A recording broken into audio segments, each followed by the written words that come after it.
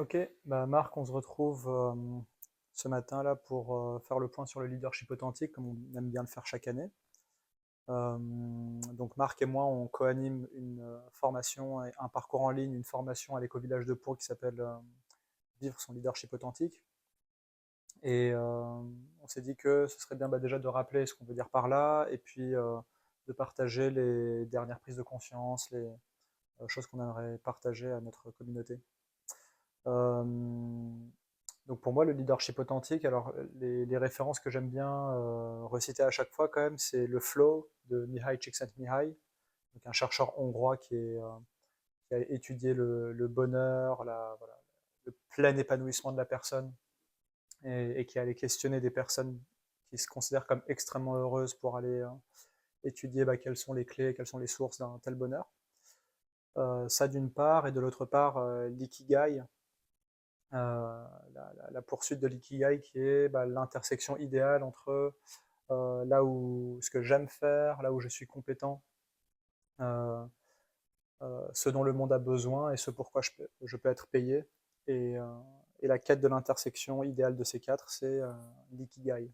Euh, et ce qui nous a donné à la base d'ailleurs l'impulse de se dire allez, on va parler de leadership, on va parler d'authenticité et de reprendre le pouvoir sur sa propre vie.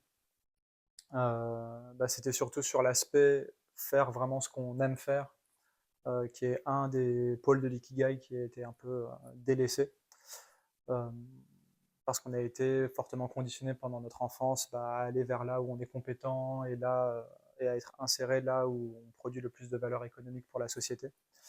Et en tout cas, moi, ça a été mon parcours personnel où j'ai été beaucoup voilà, amené sur ce chemin-là, du fait de mes bonnes notes, etc.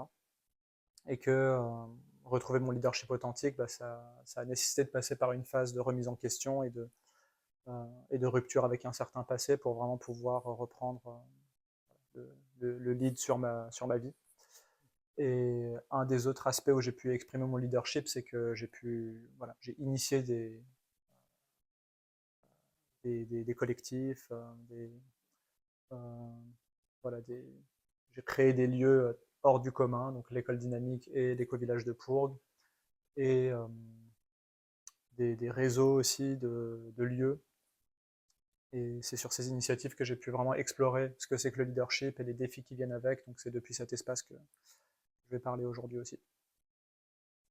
Merci, Armin.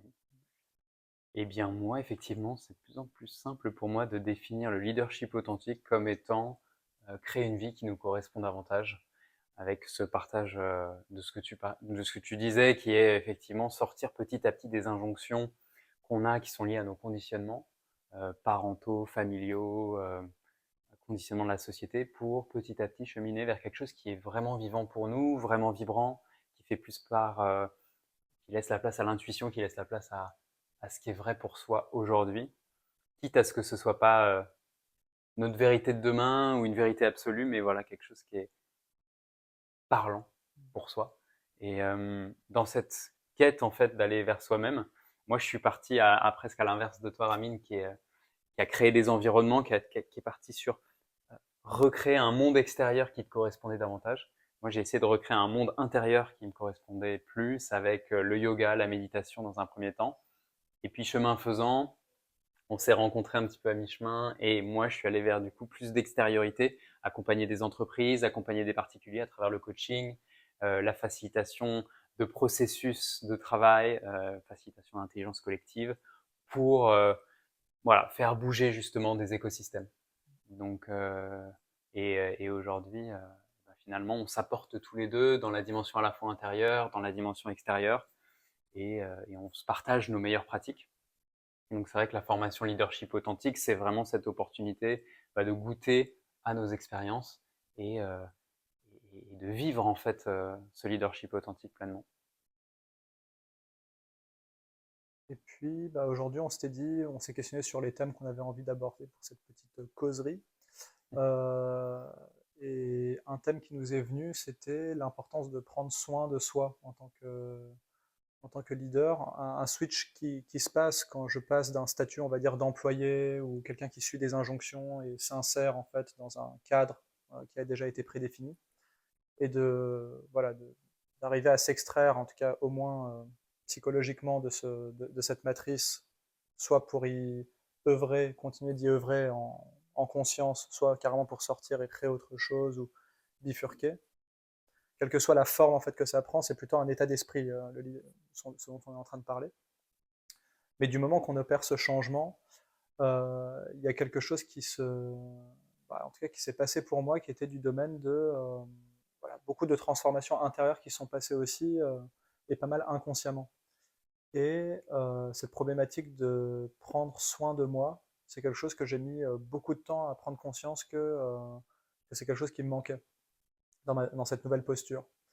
Et d'autant plus que voilà, j'ai développé un leadership au sens assez classique du terme aussi, en étant fondateur de plusieurs initiatives, et du coup en accumulant des responsabilités, en prenant toujours plus en charge. Et au fur et à mesure que je prenais de plus en plus en charge, euh, ça fait que c'est comme avoir un enfant, devenir parent d'un enfant ou devenir parent d'une initiative, c'est assez similaire, c'est du jour au lendemain, ça devient du H24. Du matin au soir, je suis mobilisé dans mon être, mentalement. Le soir, j'y pense avant de me coucher, de comment est-ce que je vais m'en occuper. Alors qu'on va dire le statut plus de suiveur ou d'employé permet vraiment de couper à la fin de la journée ou le week-end, et puis d'aller faire la fête, et puis de compenser d'une certaine manière pour, on va dire, la souffrance que cause le fait voilà, de travailler. Et, et cette accumulation de responsabilités, c'est vraiment cette année que j'ai commencé à prendre conscience de l'effet que ça a produit sur moi. Donc, d'abord, un effet très positif, en fait, qui est que y a des besoins qui n'étaient pas assouvis dans mon activité avant et tout à coup qui étaient pleinement assouvis. Ce que je faisais avant ne me passionnait pas vraiment et je le faisais un peu par devoir. Et là, je faisais des choses vraiment qui me nourrissaient profondément à l'intérieur. Et moi, dans ma personnalité, c'est le cas quand même d'une grande majorité de personnes, tout le monde a besoin de... Je suppose que tout le monde a besoin de jouer, au moins dans une certaine mesure. Après, moi, dans ma personnalité, je pense que j'ai particulièrement besoin de jouer. Et donc, il y avait besoin que, dans mon activité quotidienne, s'il n'y avait pas de jeu et que c'était trop sérieux et qu'on devait faire des trucs pour telle entreprise, tout ça, et pondre des analyses et des slides et tout, et que tout le monde se prenait trop au sérieux, ça pour moi, ça faisait que j'avais besoin de compenser en allant beaucoup jouer le soir et le week-end. Et finalement, en faisant quelque chose qui nourrissait à fond mon besoin de jouer pendant mes journées, peut-être que vous avez vécu ça aussi dans vos vies, ça faisait que j'avais plus d'élan en fin de journée ou le week-end d'aller faire autre chose en fait. Parce que ça y est, j'avais suffisamment joué et puis j'aspirais à autre chose, je sais pas encore trop quoi, mais j'avais plus d'élan. Et, euh, et en même temps, ce qui se passe, c'est que les jeux auxquels je jouais avant en fin de journée n'avaient aucun enjeu. J'allais faire du squash, j'allais jouer à des jeux de société, enfin, j'allais faire des choses qui n'avaient pas vraiment un enjeu de responsabilité. Une fois que le jeu était terminé, bon, c'était léger. Et là, le truc, c'est que ces nouveaux jeux auxquels je jouais, qui étaient d'entreprendre, étaient quand même chargés d'une certaine dose de responsabilité. Ce qui change tout, ce qui fait que ça vient quand même avec un certain poids. Donc c'est là où c'était on va dire les aspects plus le défi, le challenge qui venait avec le fait de faire ce switch de posture face à la vie. Et, euh, et en fait, ça va peut-être enfoncer des portes ouvertes, mais je pense que beaucoup de personnes qui entreprennent leur vie ont quand même ce problème similaire et oublient comment faire pour prendre des pauses et prendre soin de soi. Et pour moi, c'est un réel apprentissage de savoir comment couper et vraiment comment radicalement couper. Ça veut dire que quand je vais en vacances, j'ai pas toujours mon téléphone qui m'alimente de notifications sur les différentes responsabilités que j'ai à mener. Je me dis, ah tiens, il y a juste ce petit truc que je vais faire ou ce petit autre truc. Je me suis rendu compte que, bah oui, aujourd'hui, un vrai moment de ressourcement pour moi nécessite que je coupe radicalement. Et, euh, et sachant que la dernière fois que j'ai essayé ça, c'était pendant des années et des années que j'avais toujours été réactif sur mes messages et tout ça, et que j'avais pas vraiment testé une vraie coupure. Ça a mis du temps pour moi de vraiment rentrer dans la coupure et être dans cette phase où je suis plus connecté, je suis plus responsable de quoi que ce soit, et que même mon être intérieurement comprenne que ça y est, Ramin, t'es plus responsable, arrête de te sentir comme ça, quoi. Tu as notamment éteint son téléphone pendant un mois. C'est ça, pendant un Ouais, mois, en tout cas, j'ai éteint toutes les messageries. les messages, ouais. J'ai demandé à mon entourage de ne plus me parler de mes projets. Et ils ont complètement joué le jeu et c'était génial. Parce que je suis à l'éco-village de Pourgues où normalement on se parle tout le temps, même voilà, des enjeux qu'on a les uns avec les autres, même relationnels. Et j'ai dit, voilà, moi je veux que de la légèreté là pendant un mois, je coupe et puis venez me parler de vos histoires perso ou ce que vous voulez, mais pas du projet de l'éco-village, quoi. Hmm. Alors que ça faisait plusieurs dizaines d'années, peut-être, voire plus, que tu n'avais pas eu de vacances vraiment, Ouais, finalement, depuis t'entreprends. c'est ça. Ça Hmm. faisait une dizaine d'années que j'avais pas pris des vacances à ce point. Hmm. Un mois de coupure où je ne suis plus responsable de rien et où je suis plus sur mes messageries, sur tous Hmm. les mails auxquels j'avais été toujours réactif, en fait. Donc cette fameuse détox numérique voilà, que beaucoup font et qui est effectivement salutaire. Et ce mois-là, en fait, a été compliqué. J'ai eu des moments de down, de déprime. C'était pas la joie et le jeu et youpi, quoi. C'était vraiment, en fait, c'était assez. Ouais, j'étais quand même un peu tourmenté, parfois complètement blasé. Enfin, je suis passé par différents stades émotionnels. Mais voilà, c'est mon corps qui était en train de se réguler, de s'harmoniser, de digérer tout un tas d'expériences, et qui était en train de baisser en intensité. Et ouais, ça a mis le temps. Et là, Hmm. je n'ai qu'une envie, c'est de répéter l'expérience. Et quand c'était proche de la fin, le premier truc que je me suis dit, c'est mince, c'était beaucoup trop court. Donc ça Hmm. veut dire que c'est à ce point-là que j'ai pas suffisamment pris soin de moi. Hmm. Et après, alors, l'autre difficulté, c'est faire des vraies pauses, oui, et en même temps pour faire quoi? Hmm. C'est là que j'étais aussi bloqué parce qu'avant, bah, je savais exactement ce que mon corps m'appelait à aller faire de la voile ou aller faire du squash, faire des sports, faire des choses en fait qui me stimulaient, mais en fait, moi, c'est l'opposé maintenant dont j'ai besoin. C'est pas d'être encore plus stimulé, de jouer Hmm. encore plus et d'aller me dépenser physiquement ou ce genre de choses. En fait, mes journées sont très très intenses et notamment en responsabilité. Donc, comment faire pour et donc là, je me rends compte que non, mes besoins ont vraiment changé et ce dont j'ai besoin, c'est d'aller plus cultiver mon bien-être, ralentir le rythme, adoucir, être pris en charge. Je prends tellement de choses en charge que là, j'ai besoin de l'opposé en fait, que Hmm. en fait, des gens prennent soin de moi, de mon corps, de mon esprit, qu'on me fasse à manger. Enfin voilà, vraiment des choses très basiques, mais qu'on me materne et voilà, et qu'on prenne soin de moi, quoi. Et, euh, et c'est ça, voilà, les prises de conscience de cette année, c'est que bifurquer, cheminer vers voilà, prendre le pouvoir sur ma vie, ça peut transformer et faire évoluer des besoins profonds de prendre soin de soi. Et c'est ça que j'avais envie de mettre en lumière et presque alerter, ou en tout cas conseiller les personnes qui se lancent dans la voie de mener leur propre barque. Hmm. Voilà, d'être vigilant à ça et puis d'y mettre pleinement de l'attention et même une certaine dose de sérieux de ok, comment je coupe, comment je me ressource, c'est quoi vraiment ce qui me fait du bien. Et c'est peut-être pas les choses que j'ai eu l'habitude de faire, les cousinades et les repas en famille ou aller faire du sport. Si ça se trouve, c'est voilà, c'est plus les Hmm. mêmes choses qui nous Hmm. permettent de pleinement nous ressourcer, quoi. Hmm. Merci du partage. C'est vrai que dans la formation Leadership Authentique, on fait découvrir aux participants justement leur motivation intrinsèque en les connectant vraiment à leur passé, à leur enfant intérieur, à ce côté jeu. Et ça fonctionne super bien de vraiment vivre le jeu pleinement. En général, ça crée des super souvenirs et des moments assez mémorables. Et c'est vrai que pour ceux qui sont vraiment déjà dans l'entrepreneuriat, bah, cette dimension de jeu, souvent, elle est assez présente. Mais comme tu dis, le fait de jouer, bah, ça fait que parfois on en oublie de se reposer. Et ça peut être bah, un énorme enjeu parce que bah, ça crée justement toute une démarche de burn-out qui est presque invisible et incompréhensible parce qu'on se dit mais c'est bizarre, je vis de ma passion, donc comment ça se fait que je lâche quoi. Mais je pense que même pour les salariés finalement qui euh, ils se retrouvent aussi dans cette dynamique finalement de la société qui est du toujours plus, et donc pas de temps pour prendre soin de soi. Et moi, c'est ce que je vois en accompagnant les entreprises, c'est que malgré le fait qu'il y ait quand même des démarches pour essayer d'aller vers un peu plus de bien-être, et ben même ce bien-être passe par beaucoup d'actions, passe par beaucoup de nouvelles activités. Et donc finalement, on peut arriver au burn-out même si on prend des temps de jeu, quoi. Donc, ouais, il y a besoin d'expérimenter, je pense, un nouveau type de jeu, qui est un type de jeu beaucoup plus, on va dire, contemplatif, introspectif, dans la pause. Moi, ce que j'aimais bien dire, c'est que si on veut être à 100% au quotidien, il faut aussi savoir être à 0%. Et que finalement, qu'est-ce que ça veut dire être à 0%? Rien que le fait d'avoir des pensées, on n'est pas à 0%. Donc,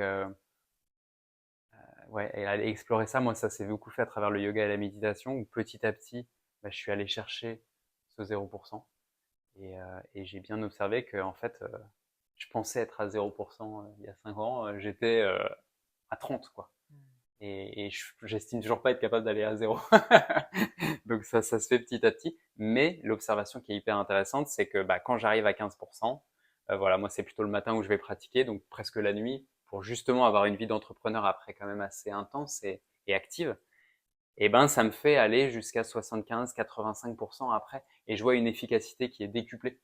Et cette efficacité, ce qui est intéressant, c'est qu'elle est décuplée non seulement moi en tant que personne individuelle, mais aussi en tant que voilà ce qui va se passer autour de moi, les synchronicités. Euh, voilà, je vais avoir les bonnes intuitions au bon moment pour faire que le projet avance en fait.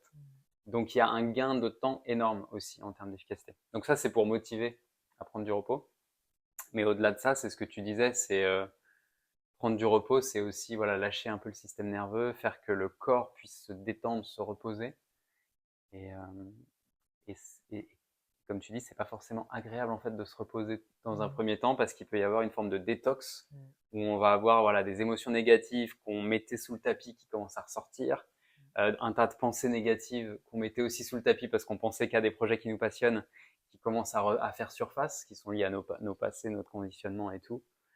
Et donc ça peut être aussi un frein à se reposer, à se dire bah en fait au moins quand je suis dans l'action à faire des trucs tout le temps, quelque part ça m'évite de penser à mes problèmes, mes vrais problèmes, mes problèmes de fond. Et faire face à cette détox, bah, ça fait qu'à un moment donné, et ben pareil, on peut être plus efficace dans nos projets, on a moins de pensées parasites, on a moins d'émotions bizarres qui sortent de nulle part, qui viennent parasiter nos collaborations, qui viennent parasiter ce qu'on fait. Et donc ça vaut le coup en fait d'aller dans cette. Ça demande du courage en fait de rien faire. C'est contre-intuitif parce qu'on a l'impression que voilà la société nous dit le courage c'est voilà le héros qui part au combat et tout.